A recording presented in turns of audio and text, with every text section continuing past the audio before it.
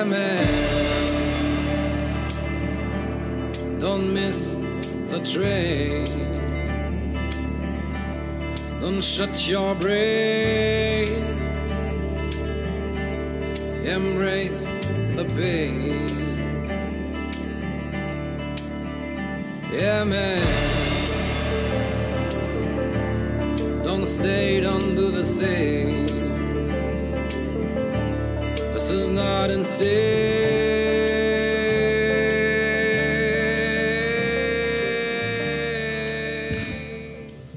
Bon, je viens d'entendre aïe dans les bois. On va voir ce qui se passe. Ah ouais, c'est un peu trial là quand même, hein.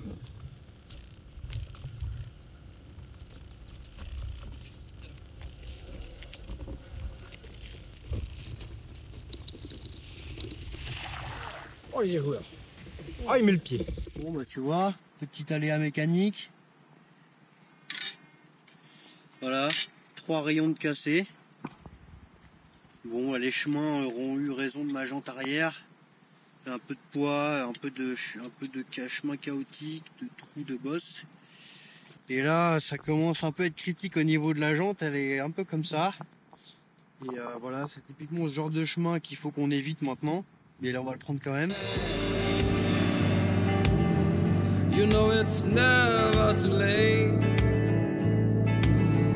to learn to leave, to take away your fears and all your regrets.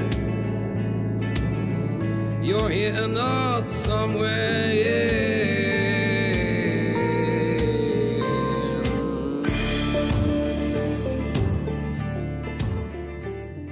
La roue et 3 rayons, ça commence à être emmerdant.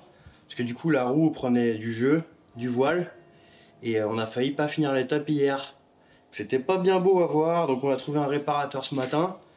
Il nous a fait ça en speed et puis c'est reparti. This is not the true story. This is not reality. And get her. Don't be sad, don't be great. Take everything for nothing. Yeah, man. You know it's never too late to learn to leave, to take away.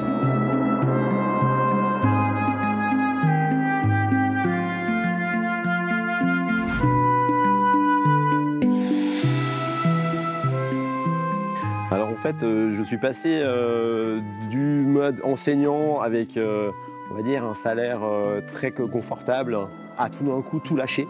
Parce que c'est un projet qui avait germé en moi depuis très longtemps. C'est-à-dire depuis très longtemps, je voulais partir dans un lieu dans lequel j'aurais la possibilité de pouvoir créer ce que je voulais créer. Quand on est arrivé là, on s'est dit qu'on ne pouvait plus vivre avec les règles de cette société, c'est-à-dire le temps qui presse, etc. On peut pas... Vous êtes permis d'observer, c'est ce que tu disais. Exactement, de prendre le temps pour mettre en place les choses. Elles ont une réelle valeur, en fait, déjà telle qu'elle. Donc on ne peut pas se permettre de changer cette nature.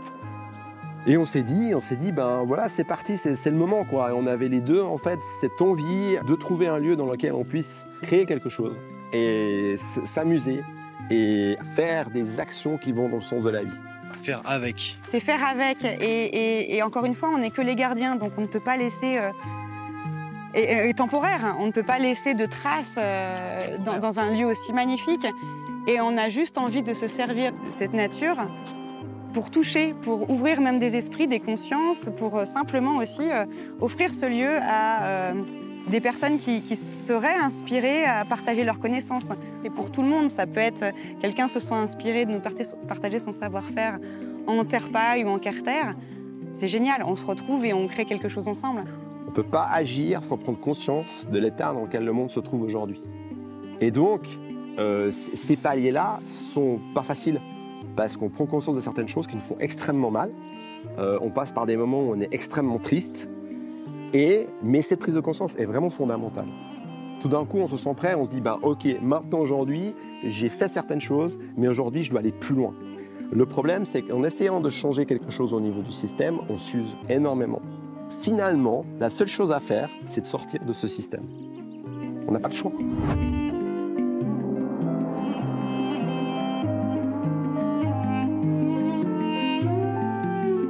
Il y a 11 hectares de biodiversité complètement différente, autant des forêts, des zones humides. Il y a même un petit ruisseau qui est juste magnifique et très préservé.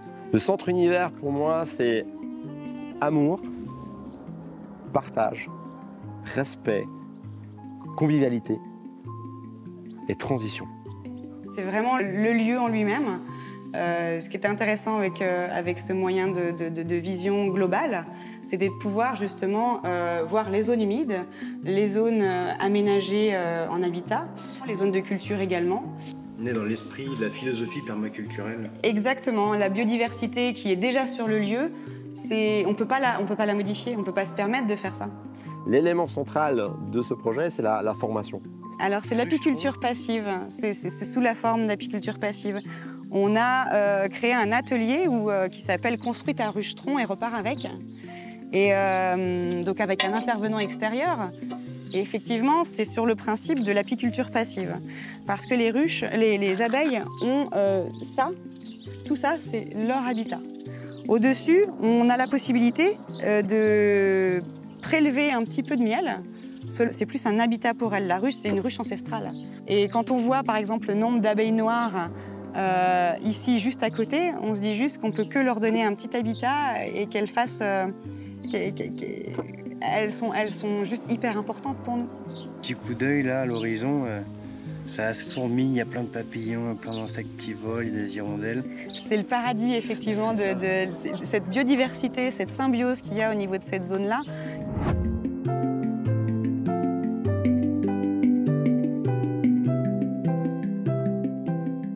Mais autour de la formation, en fait, on a également de l'hébergement. Donc ici, c'est une petite pièce d'accueil où on peut venir se restaurer. On présente également ici des produits locaux sous forme de buffet du petit déjeuner le matin.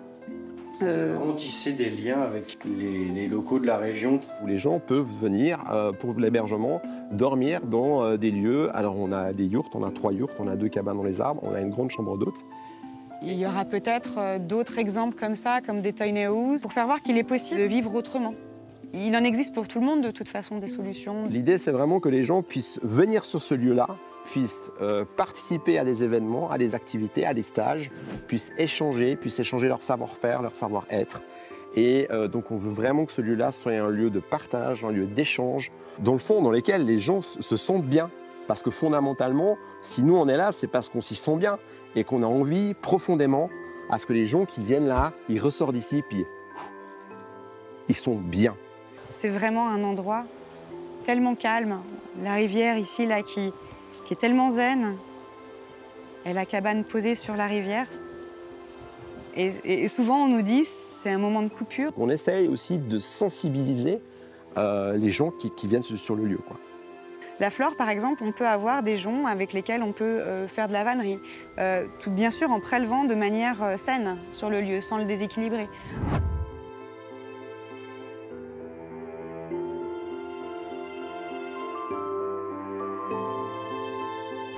Où tu as mis la main dans l'engrenage de la transition, tu commences à réaliser en fait à quel point c'est génial, à quel point le manque de confiance, parce que c'est ça aussi, hein, le manque de confiance profond qu'on a chacun à l'intérieur de nous, de par notre éducation. On nous a appris voilà, des choses qui font qu'aujourd'hui on n'a pas confiance en nous. De réaliser que oui, j'en suis capable. Moi, quand j'ai débarqué ici, alors que j'ai une main gauche et puis j'en ai une autre, voilà, il a fallu mettre la main à la pâte. Des amis qui sont venus nous aider pour un chantier participatif, un des nombreux chantiers participatifs qui créent le lieu. C'est vraiment en partage. Ils sont venus vraiment pour nous filer un coup de main pour créer un poulailler.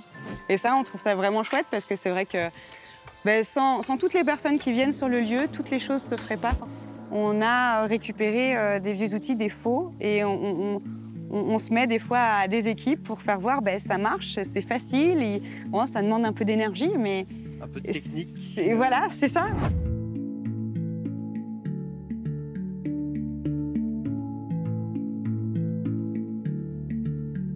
Aujourd'hui, il y a une écrasante majorité des scientifiques qui disent que le climat se réchauffe. Voilà les preuves, on a le GIEC, on a tout ça. Les solutions aujourd'hui, si on peut parler de solutions, les solutions aujourd'hui, elles sont d'un côté bien plus radicales face à la situation.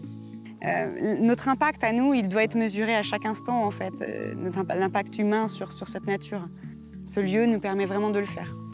Mais ce que je vois moi, je dirais peut-être en étant vraiment réaliste par rapport à la situation, je vois plus la création d'îlots de résistance dans lesquels les gens vont se retrouver et construire quelque chose. Je vois que vous adhérez à une monnaie locale complémentaire. Exactement, la monnaie locale du Loup-Pélou, c'est vraiment aux alentours de Limoges. C'est en train de venir un petit peu aussi dans le secteur.